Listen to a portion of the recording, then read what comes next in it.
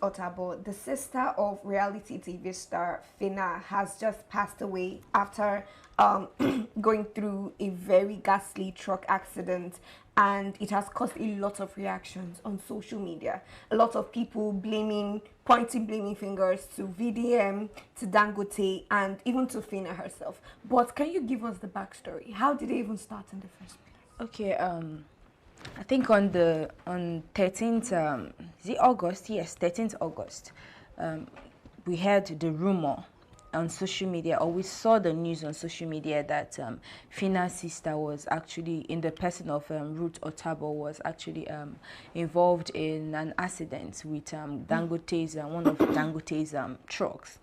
And she was rushed to the hospital, and they actually said that they were going to, you know, amputate her, like remove one of her legs, and then the other one was still in critical condition. But at the same time, Phyna came out to, you know, cry to the public about what happened and how she wants Dangote to take take responsibility of what happened to her sister. And while that was going on, she reached out to VDM. And she was, according to VDM, she was tearing up before a VDM on call that look at what happened with her sister, that the sister that she has been training in school, she was actually happy that with this graduation, that a lot of responsibilities are going to be lifted off her. And with this that just happened right now, that she does not even know where to start from and the rest of it. And VDM kind of asked her where she asked VDM where he was so that she can meet VDM. VDM disclosed his location, and she later went with. Okay, so they had a meeting. Yes, they had a meeting. She went to VDM and they talked about the whole thing. Now they fixed a meeting with VDM, Phyna, and Dangote's people. So during that meeting, they discussed how they are going to, you know, commence treatment and the rest of them, because I think the hospital that Phyna's sister was admitted to wasn't actually good, you understand? So they needed to upgrade it to a more sophisticated you know, hospital that could take better care of her. And after the whole arrangement, they all dispersed, and the next thing we were hearing was that VDM came out in the open to say that Phyna betrayed him, that he didn't know that Phyna could do something like that. But that is not the bone of contention. That the bone of contention there was that he needed to get justice for the sister and for Ruth, yes, and not just Ruth. That there was another lady in that hospital that has been abandoned by Dangote. The lady was actually hit by Dangote's one of his trucks. Was it when Ruth also had an accident? No, not that, before Ruth had that accident. So he needed to get justice, because he didn't want just justice to be done to Phyna's sister. I mean, he wanted it to be together, at least let everybody get equal, you know, treatment. And this was what he disclosed with Phyna, because Phyna had to tell him about the whole the lady that was abandoned there. So he was now like, since Dangote have asked you to write out details of what you need to take better care of your sister, make sure you include that lady in that distance. And then the bike man, you get, which it was looking like Phyna was not really cool with it. She according to them, she started backsliding, and that was when she now had a secret meeting with Dangote's people. Now VDM on the other hand was saying that, according to him, he said he tried so much to reach out to Phyna to know what's going on, because according to them, they came with their lawyer when they had that meeting with Dangote's group and the rest of them. And the lawyer that he even no, it wasn't. The lawyer was supposed to come later, and according to him, the lawyer was already on his way. They were supposed to meet Dangote's people together. So the lawyer was already on his way, and him, Very Dark Man, was the one footing the lawyer's bill, like his transportation coming to that place. Or for Phyna to say that she Dangote's group said they can't have him present in the meeting, that they are scared of him. Scared of VDM? Yes, scared of VDM. So that she's already on her way to meet Dangote's people with her own lawyer. So that actually made VDM feel some type of way, because I mean, you brought him into this particular incident, and he's holding your hand through it, and it looks as if you didn't even want his help. You wanted his help in the first place, but when you saw that, okay, maybe money was involved, because according to them, it seemed like she wanted to, you know, use that opportunity, yes, to, you know, siphon the money, according to them. And they said, according to her, she said the money, the total bill was 1 billion. 1 billion? To fly her, yes, outside country. 1 billion? Yes, outside country. And not just that, he said Phyna betrayed him and the rest of it. And not just that, there was this particular woman too that came out in the social media space, and she talked about, I think she mentioned her sister having an accident, and what saved her sister, according to her, was actually prayer and money. That what Phyna was supposed to be doing at that point was not to come out. Yes, it's good for you to come out in the social media space and lament that, I mean, you need Dangote to take responsibility, but at the same time, are you doing the necessary things that you're supposed to do to make sure that she stays alive, not coming out to, you know, lament here and there? And not just that, there's this SUG of that Auchi Tech, I think one of their escorts equally came out to the open to say that she had a meeting, one-on-one meeting with Phyna's sister, and that was where they got to, she got to know that this Phyna, according to her, was actually she's selfish, that Phyna wanted to use that opportunity to make money. That when the sister had that, Phyna's sister had that accident, that Phyna was not even present in the hospital. There was actually the school, that is the SUG, that we are actually fighting on that case. Like, but was Phyna aware then? Phyna, according to them, they said Phyna was aware, but that Phyna said she was shooting. She was shooting content for her, whatever. So it was when she felt that, okay, this could actually fetch her money, that she started pulling in her for her blood sister. For her blood sister. That, and she said that this Phyna's sister, actually, she feeds from hand to mouth. The roof. The roof, yes. That at a point she was like, is this not somebody that, I mean, the sister is actually wealthy, the sister is popular, the sister stays in Lekki, while the lady stays in a dilapidated apartment. But Phyna said she has been taking care of the responsibilities of her sister. With what this lady actually disclosed, it looked as if that she wasn't doing that. She just abandoned the family. The lady even got to like talk about how the situation of the family is. So it was as if this was more like a cash opportunity, or an opportunity for Phyna to make money. So that was literally what was, you know, going on. And then Dangote reached out to Phyna that they were going to fly the sister to India for treatment and the rest of them. Yes, I wanted to ask about that. Why did it take so long? At the long run, I didn't even mention that VDM told Phyna to actually be careful with these people, since they told you that they are afraid of him, that you should just be careful. Phyna said there was no problem, and since then that he never heard whether Phyna had a meeting with the. She didn't give him like. She didn't give any feedback, nothing at all, and he tried reaching out to her, and it was when the whole thing went south that. When you say Phyna, the whole thing went south, what happened? Yes, Phyna, the what's it called, Dangote Group, they had a meeting with her, and she actually disclosed the amount that she needed for the flying her sister to get better treatment outside the country. And it was as if the whole arrangement, maybe Dangote was not cool with it, or maybe there was an undertone. Maybe Dangote was feeling like, okay, this girl actually wanted to, you know, siphon the money or the rest of, and they started backsliding. So Phyna equally came out in the social media space to say that these people are playing with her, that he should take responsibility of what happened, though, this one, the other one. So she came out to cry. Then VDM is now saying that he was with you when this whole thing is going on, and when it seemed, when it was looking like, okay, money was actually coming out of it, and you didn't want to include other people that were involved in the accident. You started backsliding. You now wanted everything to be centered on just you and your sister. Now I get the full picture. Do you understand? So that was actually VDM's anger on the whole issue, but at the same time he was still committed to helping the sister get better treatment. And he told he actually mentioned it in the open that if Dangote and his group don't take responsibility, if anything should happen to the sister, that he will make sure that that whole environment will not be livable for any truck that is affiliated with Dangote.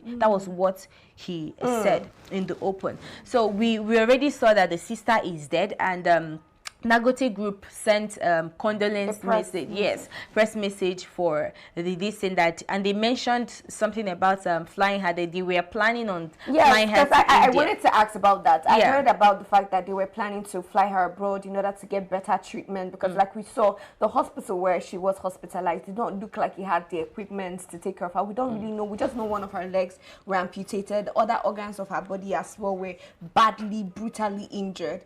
Now, but I just wanted to ask, now that you've given me the backstory, who's really the victim here? Because some people are saying it's Phyna, some people are, blaming. I just want to know, who do you think is the victim here? Of course, Ruth is dead. She's the number one victim. But Phyna, the other day we saw a picture where she was in the hospital collecting drip, right? So like, who's the victim here?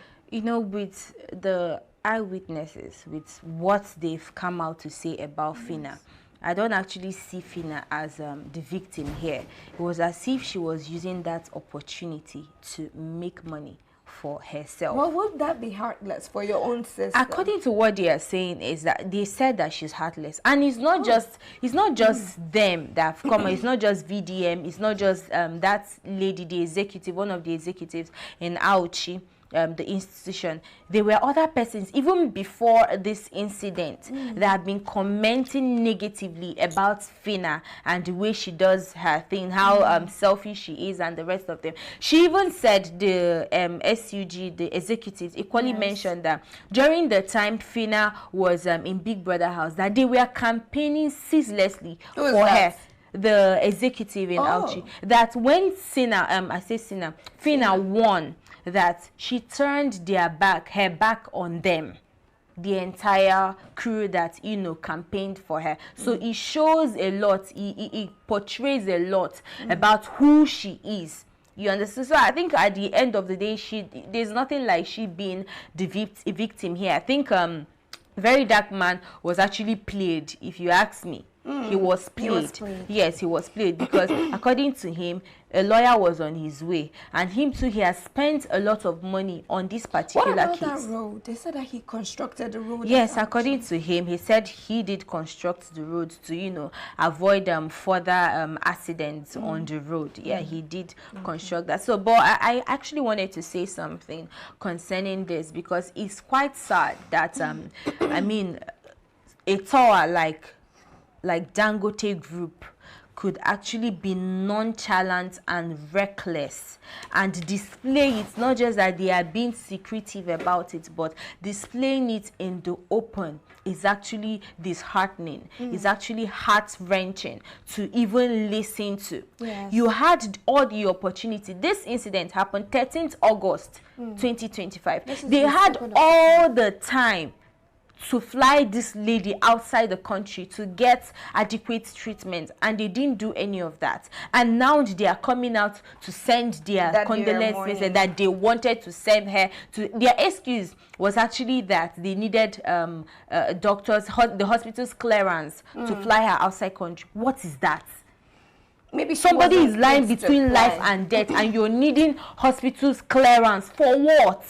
Maybe they didn't find her fit to fly in her condition, because like we saw, she had one leg amputated, and maybe they just, I don't know what happened. I'm just saying that maybe she wasn't fit to fly. I don't think that should be an excuse at this exactly. point, because I expect more from Dangote, and it hurts that a big company like this that has, I mean, various offices in so many states, that we are hearing stories like this. Yes. Why will you be giving license So small children, teenagers to drive truck. Do you know the kind of manpower that is needed to drive truck? You're giving them, and there's nothing like a emergency what's it called, plan behind, because we know most definitely that uncertainties do happen. You get in as much as we don't pray for it, but we know that things like this do occur. But at the same time, did you put anything in place in case if anything like this happen? How are you going to, you know, treat the matter properly? I mean, they just displayed to the public the same thing that we talk about every single day, which is the failed system, the failure we're having in this Nigeria. And a company as big as Dangote, because I know the way he displays himself as somebody that has reputable character or good reputation, or the rest of them.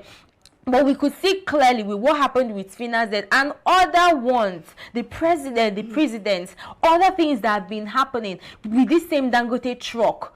You could see that is nothing. This is not the first. It's nothing case. to write It's home not about the first at all. Case. It's not.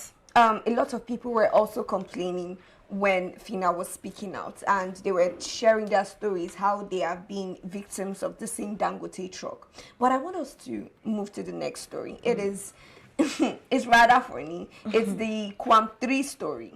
So, you know, we have the Quam 1, we have the Quam 2, now there's Quam 3, and this one happened in the Enugu airline. So a man was forcibly dragged out of the airplane for reasons we don't know. They have not come out to address it. The man in question has not come out to address it. But now, what do you think this is a trend now with security, with aviation security and passengers? Do you think this is becoming a trend? Yeah, I'm seeing this as a pattern already, because I mean, the Quam 1 has happened, there was no swift response. Quam 2 happened, there was swift response. Now Quam 3. So it keeps on happening. I'm not even surprised if we have Quam 4, Quam 5, Quam 6 and the rest of them, because it's as if people don't learn. We don't learn from our mistakes. Now all these things has been happening all this while. It took you, I mean, this is the third time in 3 months that something like this is happening in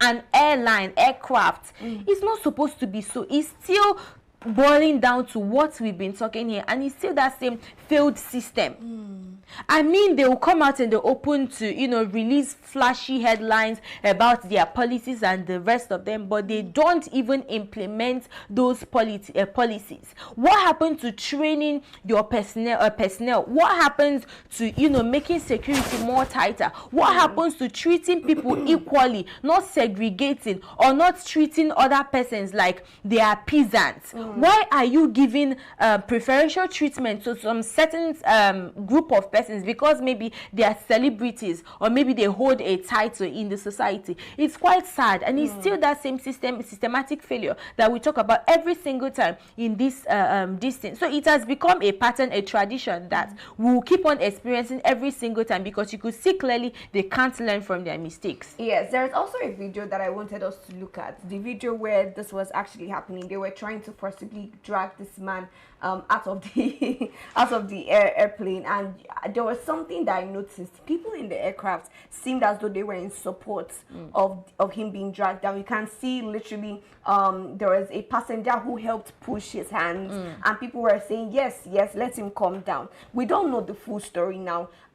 We don't know if he was a threat to the safety of those passengers there, or if his rights were violated, or if he was talked to in a certain way. But at the end of the day, people are now asking, why hasn't Enugu Airline come out to say something, or to just debunk, or to just give us clarity, you know, to make us understand better on their own end what happened? But now, do you think that they should respond with an apology, or just maybe, even if they're not apologizing, just give us the complete story? Yeah, yes, of course, they owe the public accountability. They need to be transparent about whatever happened.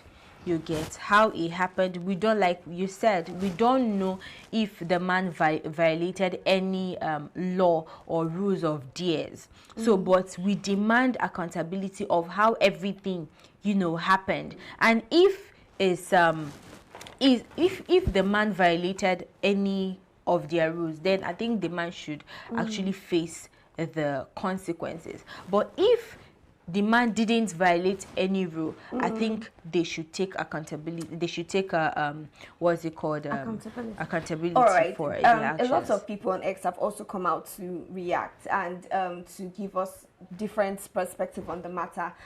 They have shared different things, comparing the Kwam 1 situation, the Kwam 2 Kwam thing. Do you think this is okay? Let's just take this from Jasper. Okay, Jasper says, playing in Nigeria now is like entering Keke bus in Owerri. It's like a motor park. Then Plateau said Kwam 3. That one was very powerful. Okay, we don't know this person, but he said, I wonder how people will bait, dress well, get to the airport, and become disruptive. If you feel that you are bigger than procedures, then drive your car to your destination. Okay, I sound quite out. Then Ugo said, another aviation safety ambassador loaded. Okay. Tolu Lopez said, I strongly think I believe that Nigeria airport officials or security should be watching the way the US airport security or their officials handle unruly passengers on the plane. Here in the US airport, security or the police don't drag unruly passengers, and yet they arrest them. That's a valid point. You know, they don't actually, we don't see this kind of things. Yes. But they actually do what they need to do. What they need to do. You don't actually need to be violent about it. What you're saying now. They are more subtle ways to handle. That same retraining. Do you think that this is something that not just Ibom Airline needs to adapt, maybe the entire aviation system in Nigeria? Yes, the entire. I was actually kind of disappointed at Enugu Air. Because I mean, they just very new. Yes, they are still new. So I expected that all those things that we have been complaining, the Kwam 1 and the Kwam 2, I believe they are aware of the situation. They are supposed to kind of top up their game when it comes to this, and they are just new. What message are you passing to the rest of the people in Enugu? It's quite sad that we are seeing something like this. Look at the level of dehumanization in public. It's quite sad. You could see. So I am actually quite saddened by this, and I think Enugu Air should do better. Not just Enugu Air, I mean all the airlines in the entire Nigeria. And not just that, come on now, we have, apart from training the staff, there are safety procedures that everybody, like we said it earlier, that apart from training those personnel, I mean, there are ways to talk to somebody, and the person will actually adhere to your instructions without being... But if they don't agree, they should just arrest and take them out. Exactly. Because they might be a threat to public security. But and at the end of the day, and then I have a problem with the way Nigerians are going about this thing. We are talking about safety here. It's as if we are making it a laughable situation. Is safety, how many persons do we have on an aircraft? There are a lot of lives that we risk every single day, and we target Kwam 1, Kwam 2, Kwam 3. So it's Kwam 10. Yes. It is quite sad at this point in time. I love the fact that this is a great agenda setting for the media, you understand? But at the same time, I think that these people, the officials of this aircraft, these various aircraft, should do what they are supposed to do. I mean, let them do their duties. It's that simple. Thank you. Just to wrap it up, there is a video that I saw last night, and I want us to look at. It is the video of former First Lady addressing the crowd, and she was talking about the possibility of former Goodluck Jonathan, former President, that's Goodluck Jonathan, returning to the seat. And she was being so funny about it in her usual way, saying that she doesn't want trouble, she wants peace, she just wants us to love her and all of that. But yes, let's take a quick look. Because to me, if you call me now for Phyna, I won't go there. I won't go there. Don't you see how young I am?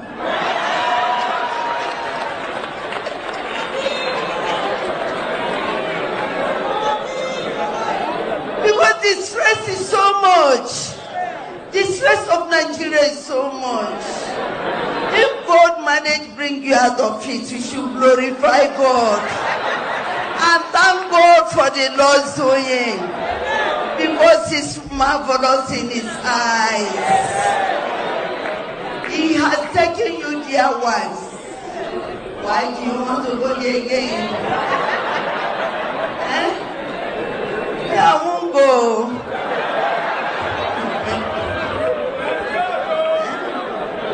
I need peace, so you know, at this point, some Nigerians will say, now our mama be this, so we not get another one. Now our mama be this, so.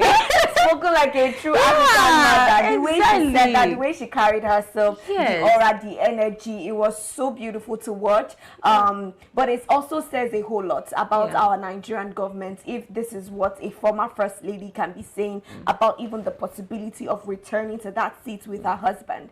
We don't know half of the things that they face there, although we have, you know, the public knowledge how former Goodluck Jonathan was trolled, and he was just, the battles were just too much on his end. But she has come out to say that if you've gone there once and God is able to bring you out of it, why do you want to go? She made a statement. She said, even if Goodluck Jonathan goes, she's not going. She's not going. And that is so hilarious. But well, what's your take? Yeah, I mean, if you are the one, will you go back?